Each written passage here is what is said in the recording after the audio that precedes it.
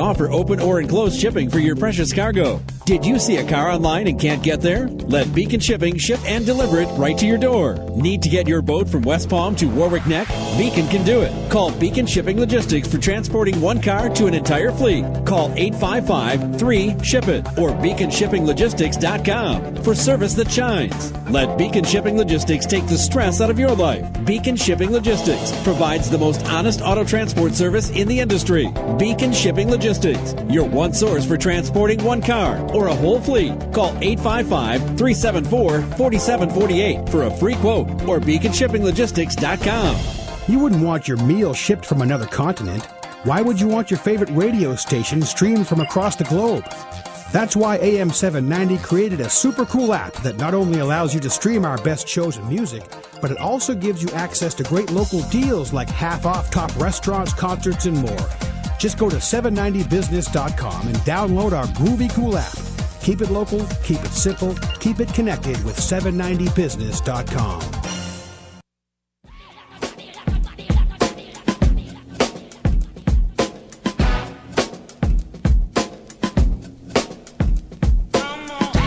Don't give a damn if the rhymes don't fit, the DJ quit. This song don't give a damn. You can't sing or dance to it, can't romance to it. This song ain't arrogant if you don't try and buy it, or if your radio denies it. Don't care about who got, what's cool on TV, or what's hot, I forgot. I ain't mad at evolution, but I stand for revolution. Get up, enough is enough. Hey, somebody stand up, come on. And you are listening to The Coalition live on AM 790. Of course, that is the great PE, Public Enemy, Get Up, Stand Up, live version, highlighting a little bit of the music that we love here at the show this week. Coalition_radio on the Mighty Mighty Twitter, Facebook.com/The Coalition Radio, and of course our blog site at coalitionradio.us, TaylorsWiftTax.com if you want to comment about the Robin Hood tax being perpetrated upon us by Ms. Gina Raimondi. We've got a very special show here today. Get right back into it. Joining my co-host Dave Fisher and I, Dr. Peter Nightingale, community activist, FANG, Fight Against Natural Gas, Fossil Free Rhode Island, Raging Grannies, Nick Kakovich of the same organizations, became notorious somewhat for the political theater he perpetrated on our own Sheldon Whitehouse. Just to touch on that briefly, and then I want to get right into some of the issues. One of the other hypocrisies, Nick, is that Sheldon himself has been personally financially invested in some of the same groups that he purports to deny, correct? I mean, what's going on there? Well, we did a little initial research, like why is Sheldon Whitehouse supporting one of the fossil fuel industries, the natural gas industry? And we found, I think it's his third biggest contributor is an investment firm that invests heavily and actually owns a lot of natural gas utilities. That same financial institution also is one of the top contributors to his personal PAC. I think it's called the Ocean Fund or something like that. The Oceans PAC. So we're not sure how much influence that money has on him, but he definitely is a supporter of the gas industry. Well, and doesn't any influence make that complete hypocrisy? True. Now, Peter, I just want to ask you, you don't fit the typical mold of what people might think of as an activist. You know, you're a gentleman of a certain age. You know, you have a professional career that you've had for many, many years now. So how do people react to you when you're in these situations, in sit-ins and protest and things like that? I think people appreciate it, but I can tell you how I got into the White House issue. And as a matter of fact, it's Sheldon Whitehouse that plays a role, but the White House with the president in it plays an even bigger role. As far as I'm concerned, if you want to have the short story, it is science is a method that we use to not fool ourselves. That means if somebody violates the rules of science, in my book, that person is fooling us. And that's precisely what President Obama did in his plan, what's it called, the President's Climate Action Plan. He was talking about using natural gas and mentioned that if you burn natural gas, you get half the amount of carbon dioxide per unit energy that you get from coal and oil. This is true. The problem is that it's only half of the truth. And so if you tell me part of the truth, you are trying to fool me. And I was aware of that. That's, I think, if I remember correctly, something like August a year ago. So more than 1.5 years ago.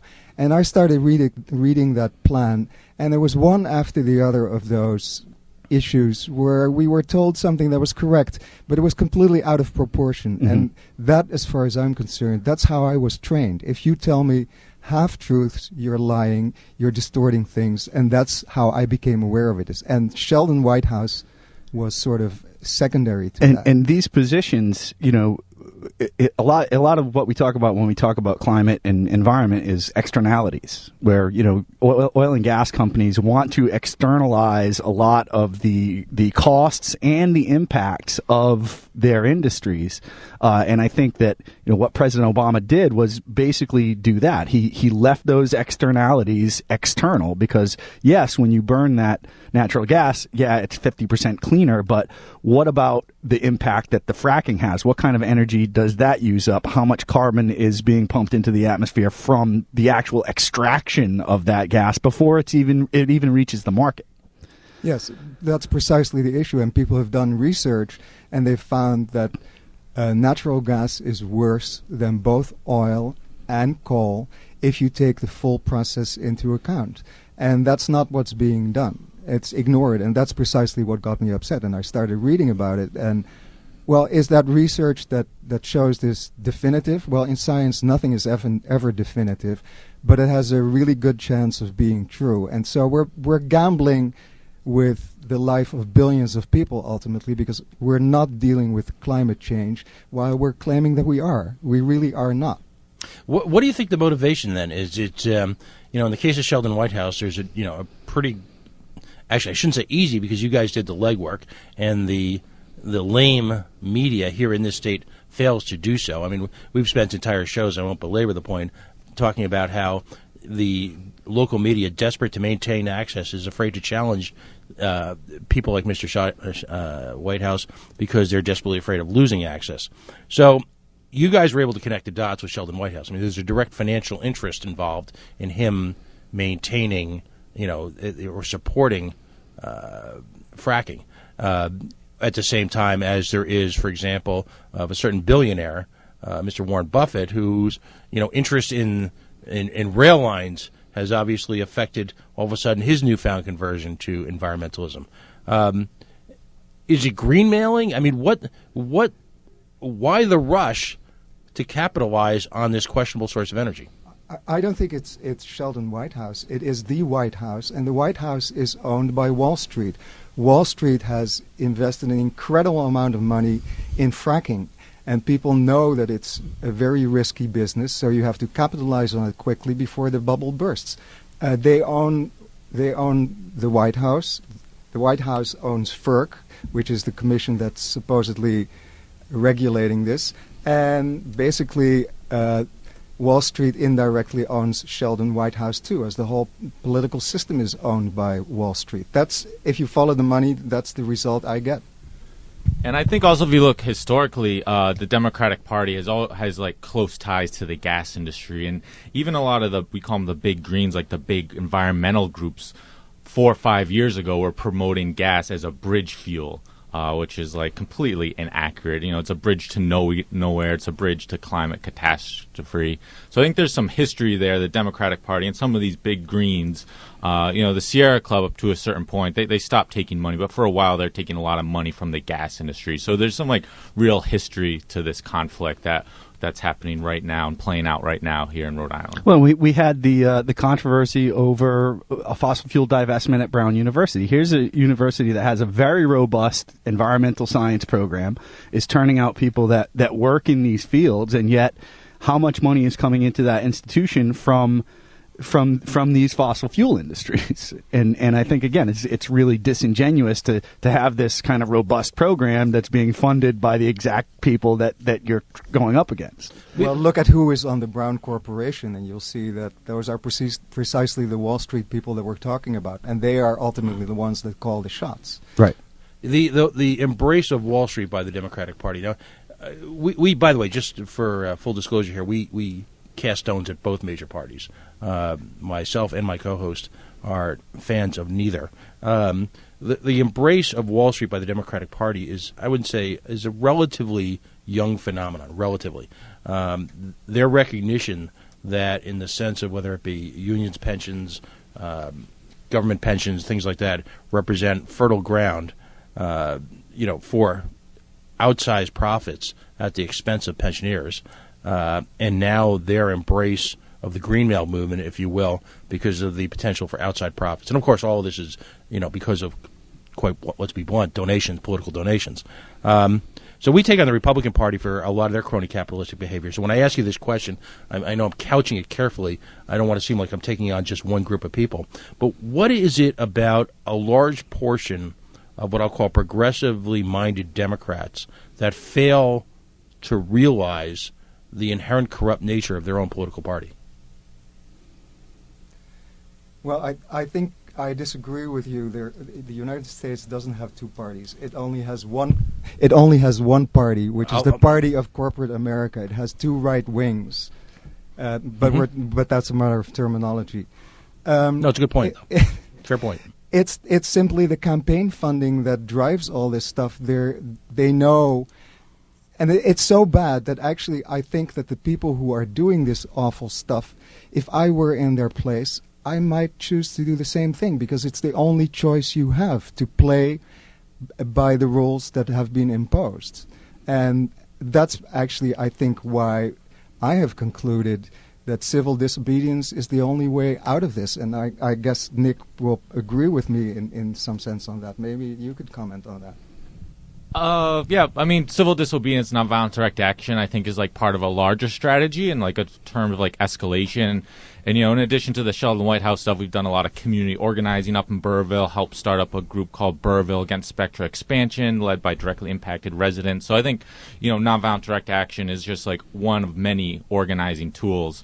But maybe I'm a little more optimistic than Peter. I mean, I still hope that as individuals, people like Sheldon Whitehouse and Jack Reed and the governor will awaken to see that this pipeline project is a bad thing and help us join the fight to stop it. I think ultimately, we want to expose them, but we are also always leaving the door open to work with us and help fight this pipeline together. So, ultimately, I think we want to try to find some bit of consciousness in them that's sympathetic to our movement and realizes that this pipeline is a bad idea. Now, Nick, you were really involved in the Occupy movement a few years back.